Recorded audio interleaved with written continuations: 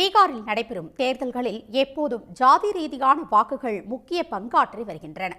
தற்போது சட்டமன்ற தேர்தல் அறிவிக்கப்பட்டுள்ள நிலையில் அம்மாநிலத்தில் பெரும்பான்மை சமூக வாக்குகள் யாருக்கு செல்லும் என்பது குறித்து பார்க்கலாம்.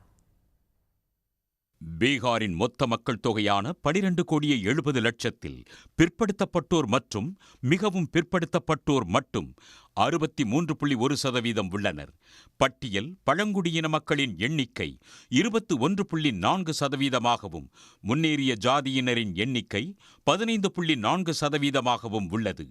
சாதிகள் அடிப்படையில் பார்க்கும்போது 14.3%தோடு யாதவர்களே பீகாரின் தனிப்பெரும் சமூகத்தினராக உள்ளனர். பீகார் முன்னாள் முதலமைச்சர் லாலு பிரசாத் யாதவின் செல்வாக்கு காரணமாக யாதவ சமூகத்தின் ஆதரவு தேஜஸ்வி யாதவ் தலைமையிலான ராஷ்டிரிய ஜனதாதளம் கட்சிக்கு உள்ளது. அதே நேரத்தில் லாலு ராப்ரி தேவி ஆட்சி காலத்தில் சட்டம் ஒழுங்கு மிக மோசமாக இருந்தது என எதிரணி முன்னெடுக்கும் பிரச்சாரத்தால் யாதவர் அல்லாத தங்கள் கூட்டணி வேட்பாளர்களுக்கு ஆதரவு திரட்ட தேஜஸ்வி தீவிர பிரச்சாரம் செய்ய வேண்டிய நிலை உள்ளதாக கூறப்படுகிறது. யாதவர்களுக்கு அடுத்து பிராமணர்கள், ராஜ்புத், பூமிகர், கயத்சா சமூகத்தினரை உள்ளடக்கிய உயர்ஜாதி பிரிவினர் 15.5% உள்ளனர். பீகாரில் பிற்படுத்தப்பட்ட சமூகத்தினரின் எழுச்சி ஏற்பட்ட காலத்தில் ராஷ்டிரிய ஜனதா தளத்துக்கு எதிராக காங்கிரஸை ஆதரித்து வந்த உயர் ஜாதியினர் கடந்த 20 ஆண்டுகளாக பாஜக ஆதரவாளர்களாக மாறியுள்ளனர். பீகார் அரசியலில் தீவிரம் காட்டி வரும் பிரசாந்த் கிஷோர் உயர் ஜாதியினரின் வாக்குகளை பெற முயற்சித்து வருகிறார்.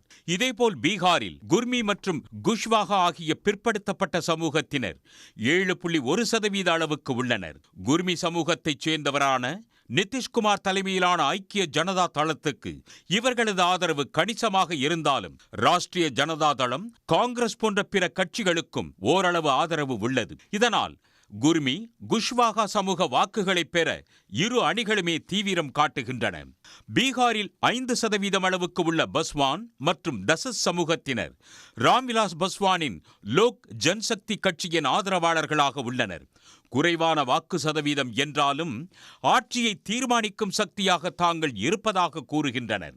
பீகாரில் 17.7% உள்ள இஸ்லாமியர்கள் ராஷ்டிரிய ஜனதா தளம், காங்கிரஸை ஆதரித்து வந்த நிலையில் கடந்த தேர்தலில் பீகாரில் களமிறங்கிய ஓவைசி தலைமையிலான AIMIM கட்சி பெரும்பான்மையான இஸ்லாமிய வாக்குகளை அறுவடை செய்தது. வரும் தேர்தலில் இஸ்லாமியர் வாக்குகள் சிதறாமல் தடுக்கும் முயற்சியில் இந்தியா கூட்டணி ஈடுபட்டுள்ளது. இஸ்லாமியர்கள், பட்டியலின மக்களிடம் காங்கிரஸ் கட்சிக்கு இருந்த பெரும் செல்வாக்கு இடைப்பட்ட ஆண்டுகளில் சரிய தொடங்கியது.